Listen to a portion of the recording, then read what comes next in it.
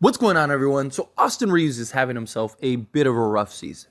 Now, I don't think he's not atrocious or anything like that, but he is nowhere near the player he was last season.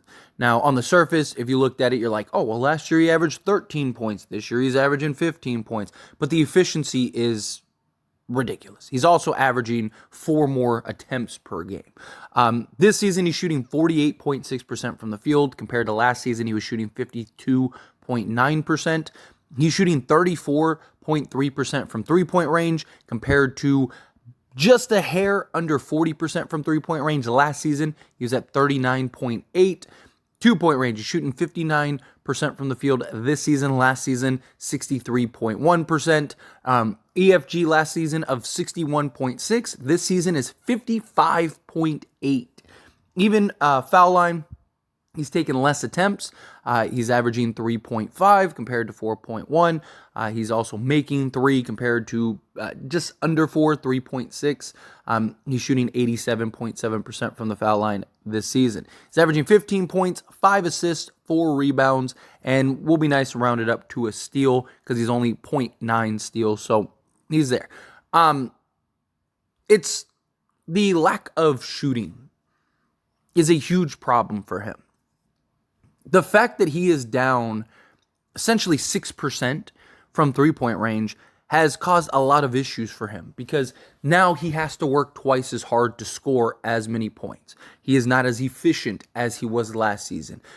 When he isn't able to find the rim and teams are collapsing and making him work for his offense, he doesn't have that shot to kind of now open things up once again. Watch the games. Teams are totally fine with him just taking wide open threes at this point. Because why wouldn't you? He's shooting 34% compared to if he gets into the paint, he's shooting almost 60%. So you'd rather him stand out there and just take threes all game. And then when he tries to get into the teeth of the defense, again, teams are aware of him. They know his moves. They understand the player that he is now. Where last season, he just emerged. There wasn't tape. There weren't teams locked in and had him circled on the whiteboard, try to stop him. Teams wanted to stop LeBron James, Anthony Davis, and then once we got D'Angelo Russell, because teams knew what D'Angelo Russell could do. And now Austin Reaves, because he's become so limited on the offensive side of things, it's just made things difficult, not only for him, but for the Lakers, period. And that's not even getting into the defensive side of things. Defensively, he's been our worst defensive player. He's just basically been an open door. Teams are targeting him game in and game out. I mean, it's free range when Austin Reaves is on the court. The Lakers are 7 points better without Austin Reaves. And yet the Lakers are viewing him essentially as a superstar. They have him pretty close to untouchable, right? There's all the talks, all the rumors, all the mess of Lakers potentially working on trades, but Austin Reaves is the guy that they deem not tradable. And we got a report from Jovan Buha and The Athletic that says Lakers would only trade Austin Reaves for a clear-cut all-star. Jovan Buha, just to give some context on this quote from him, he was going back and forth in an interview, and they proposed a Detroit Pistons deal, basically Austin Reaves, I believe it was Austin Reaves, Rui, and a first for Bojan Bogdanovic and Alec Burke. And this is what Buha had to say. The Lakers would reject that deal.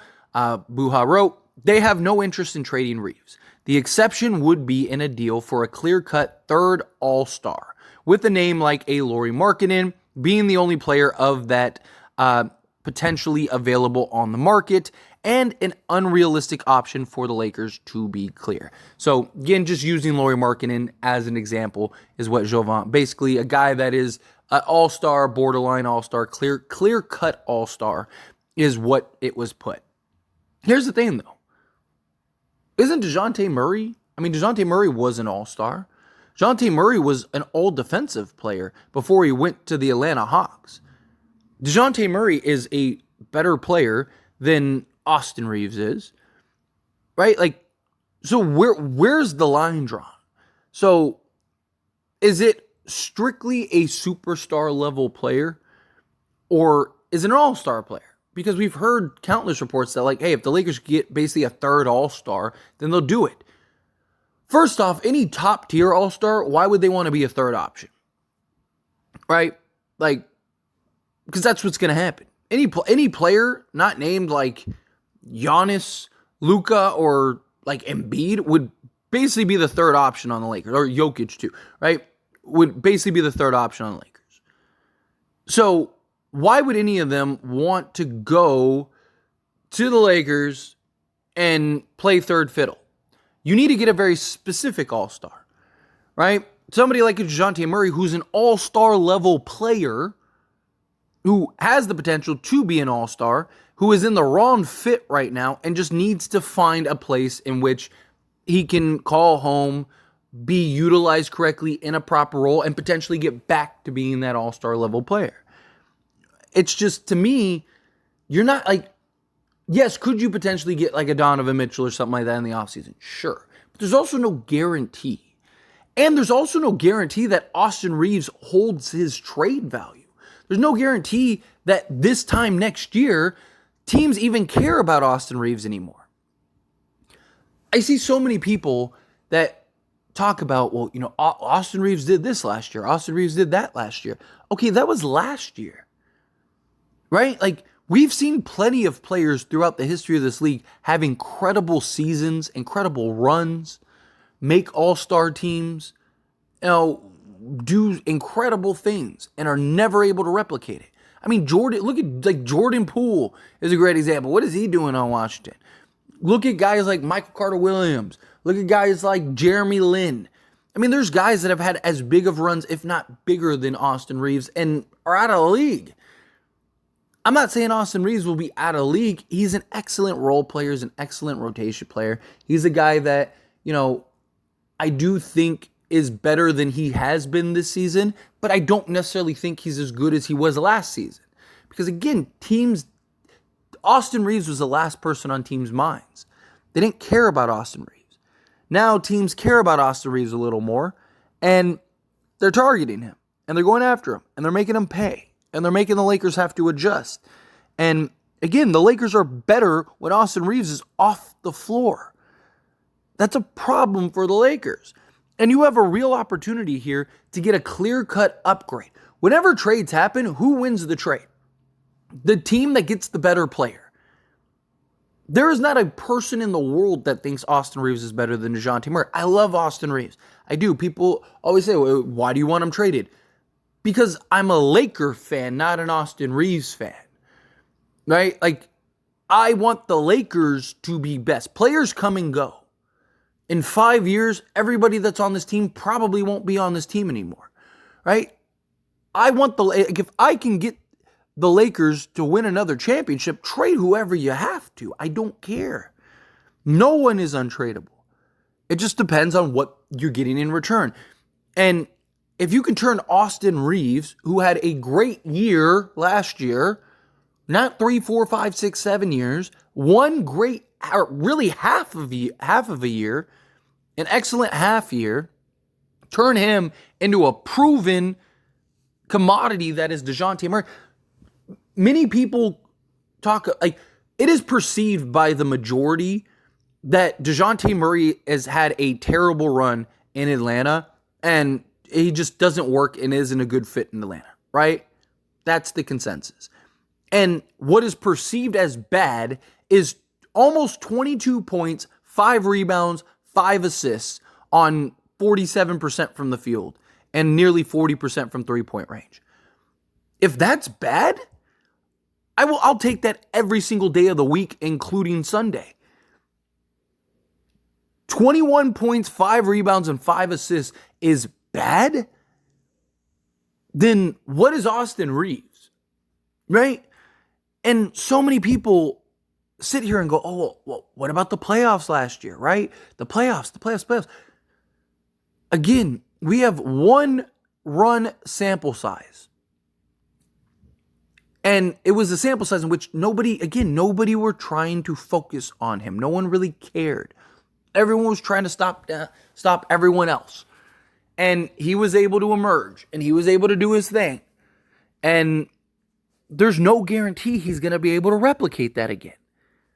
It is just as likely, if not more, that the way he's playing this season will be how he plays in the playoffs. Unless his shot just magically comes back, I don't see Austin Reaves replicating what he did last year in the playoffs. Now, I don't believe he's afraid of the moment. I understand, he's a guy that wants to win, guy that, steps up, plays big in those moments, but he's not going to stop all of a sudden being a defensive liability, and he's not going to all of a sudden start shooting 50% from three-point range. And if he does, it's not going to be sustainable. So what's more likely, that this is who Austin Reaves is now, or that he's going to have he's going to be terrible the rest of the season, but in the playoffs, he's going to turn into, a superstar? No, and so many people talk about, like, D'Angelo Russell. Like, okay, we have a larger sample size of D'Angelo Russell being at least good, not great, but good, and he's led a team to the playoffs where he was the number one option and was very good. He's also a guy that, if you compare to last playoffs, had as good of a playoff run nearly as Austin Reaves. He had two excellent series in the Warriors and the Grizzlies series. I mean, he single-handedly saved us in that Grizzlies series, and then had a really bad Denver series, and a series that everyone was bad except for Austin Reaves. Okay, Austin Reaves had a really good Grizzlies series, a literally unplayable Golden State series. Go watch Golden State and Klay Thompson specifically just bully Austin Reaves that entire series. He did kind of pick it up towards the back end games, but still, he struggled mightily in that series. And then the Denver series, he was their best player. But Denver didn't care about him. They wanted to stop D'Angelo Russell, and they wanted to stop LeBron James and Anthony Davis, and it worked. Right?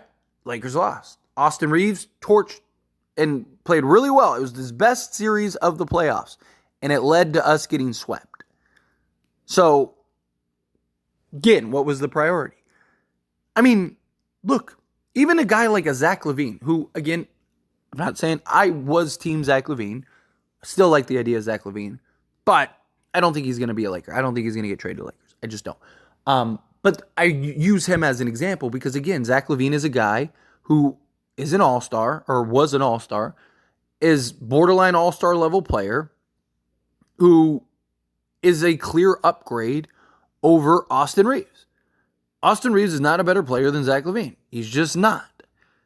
And so my thing is that, like, again, if you can go and get a all-star level player in a Zach LaVine, who's been an all-star twice, he's had 2 all-star games, or you go get a DeJounte Murray, who, again, was an all-star, was a all-defensive guard, who could get back there. Again, who knows, right? You never know until they actually become that.